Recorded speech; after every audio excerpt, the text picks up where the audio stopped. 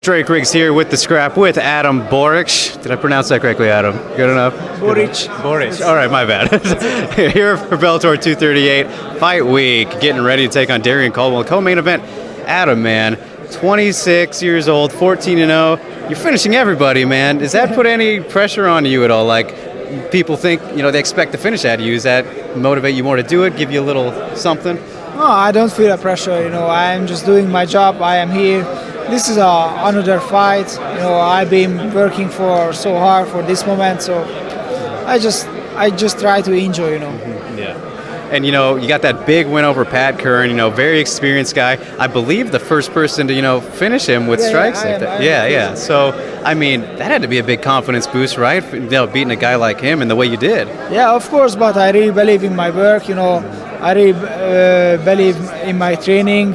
That's why I'm confident, because I know I did everything right. So if I look in the mirror, I can say I did everything. So that's why I am confident. Yeah. And, just curious, how important is it for you to, represent your country of Hungary? The only fighter in Bellator, I'm sure, that is from Hungary, and, a very good one at that. So how big is that for you, man? It means to me a lot. I really feel the energy from Hungary. I feel my fans, and, when I walk out with my Hungarian flag, I feel the energy. So it's really, really important for me representing my country. Are you pretty famous back home too? You get recognized a lot when you're walking around? No, yeah, it's getting crazy. After the Pico fight, everything is changed. Yeah. I get more famous, I get more attention over there. But I am living in Florida, so I didn't feel too much.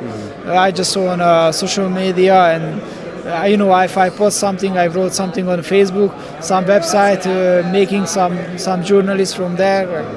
It's crazy. Yeah. And, as for the tournament that you're in, with all the other featherweights, did you like the style, like how they figured out that you'd have this fight, do the draw and everything, and everybody's picking what date or opponent? Was that fun? I mean, it's fun and excited for everybody. I'm a huge Kivam fan, so it was the same. So I really like it. Yeah. Nice. And do you think for your opponent, Darrion Caldwell, fantastic wrestler, pretty much what wins in most of his fights, won him the title at bantamweight. Is beating him, do you think, as simple as avoiding, his wrestling and having him just, put the pressure on you physically? Yeah, I will pressure him. I will give him a pressure, and he will get tired. He doesn't have a gas tank like me, and I want more this fight. I prepare for this fight very well, like 14 weeks, and just an exam, like. At the New Year, I get to the bed before the midnight, because I know it. Next day I have to train, so I did everything right. Focused. Yeah, focused.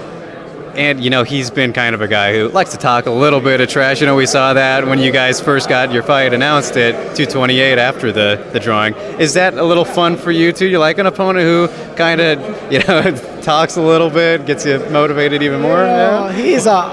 He's a nice guy, so he just told me before the fight, hey, just have a fun. So he can talk a lot of shit, I don't care, it's funny. I mean, he's a funny guy, he's a nice guy, so it's nothing personality for me. Okay, awesome. Yeah. And as for your division featherweight, there's also the women's featherweight division, which is on display in the main event, Julie by Chris Cyborg. Just curious if you got anybody you're leaning towards in that one, or somebody you think is going to win in the main event. I'm a huge fan for Cyborg, so I support him. Okay. Sorry. Sounds good. Reasonable. All right.